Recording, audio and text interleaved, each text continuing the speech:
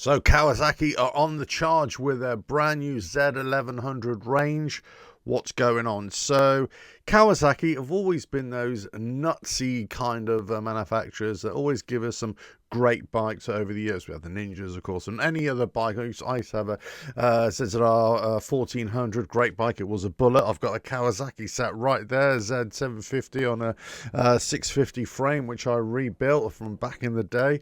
But they're just coming out with the Z1100 Super Naked, and the price is really interesting. It's just over £11,000 here in the UK, £11,099. That's for the base model. Now, maybe about last year, I was saying about a lot of the manufacturers, especially major manufacturers, are kind of replying against these bikes that are coming out of India, most notably Royal Enfield, that are making bigger engine size motorcycles, and especially the ones out of China. They're releasing bikes at a fair price, by today's standards, right? Fair price, 10, 11, 12,000 pounds. Here you got Z1100 Super Naked from 11,099 pounds. And I'll tell you what, it looks pretty good. Again, if you like that kind of thing, right? And this is really supposed to challenge the Honda, their CB1000 Hornet. I'm reading this directly from Motorcycle News here in the UK, so props to them for a nice little article here. But it's a 1099cc inline 4-cylinder engine that's in the Ninja 1100 SX Sports Tourer. So it's a beast of an engine, producing 137.1 brake horsepower, 9,000 RPM, 83.4 foot-pounds of torque, an accessible 7,600 RPM. So just like any of these bikes, you know, they're not like, the power doesn't come at low revs. You have to ring it a little bit to get all the juice, as it were. So it's looking pretty good. I say I'm reading it here.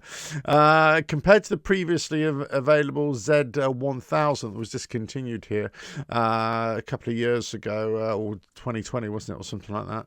2019, 2020, something like that.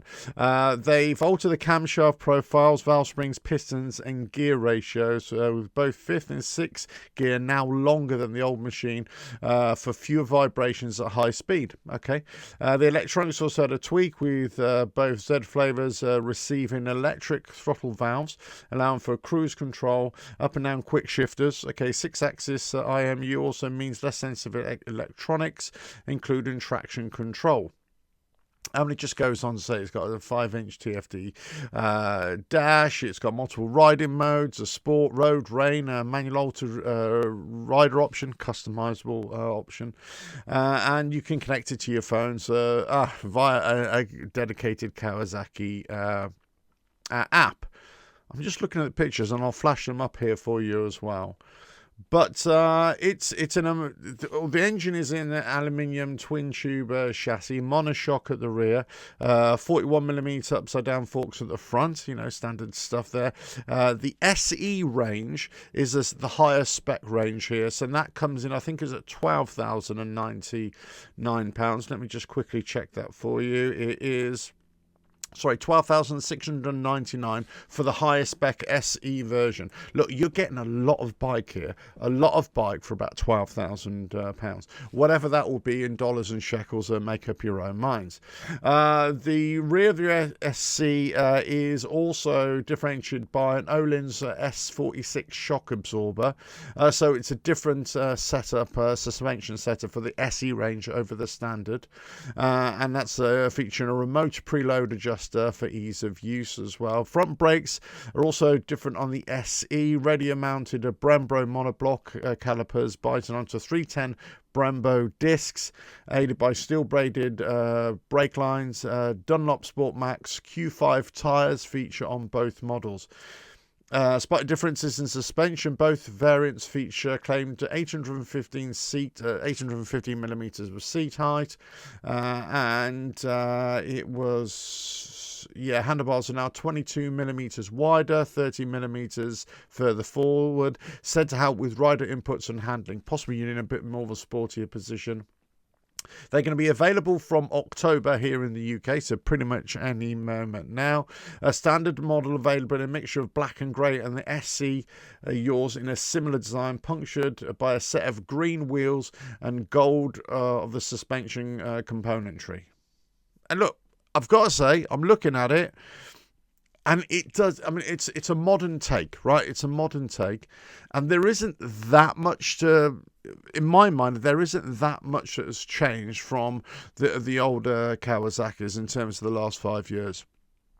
But what my point for making this video is that it's like what I was saying about a year and a half ago, 2 years ago. Don't discount the major manufacturers, those the ones that are trying. And when I say trying, they're trying to compete not only on price, and they're never going to be able to compete with the really cheap imports from China, let's say, but what they are delivering is a lot of tech, a lot of performance, a lot more of a bike with that pedigree that is, you know, Kawasaki, Yamaha, Honda, whatever it is. They're bringing a lot more to the table. So when then you start talking about value for money, if you like this kind of bike, and if you like Kawasaki's in particular, I think you're going to be very happy with this bike. I say I don't usually go rah rah rah Kawasaki, but I say in this case, in this scenario, I would say well worth a punt. And I'll certainly be looking forward to looking at this in the flesh, in the dealerships, or certainly at the upcoming autumn motorcycle shows as well. So it's the Z1100 from Kawasaki.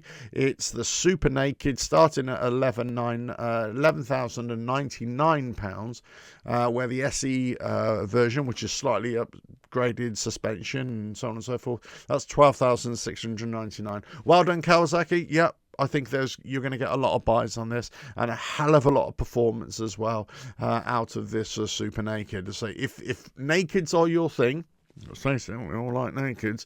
If naked bikes are your thing, then this could very well be the one for you. Let us know your thoughts in the comments below. But Kawasaki doing it again. They're on the charge with this Z1100, and it's coming to a dealership showroom near you very, very soon.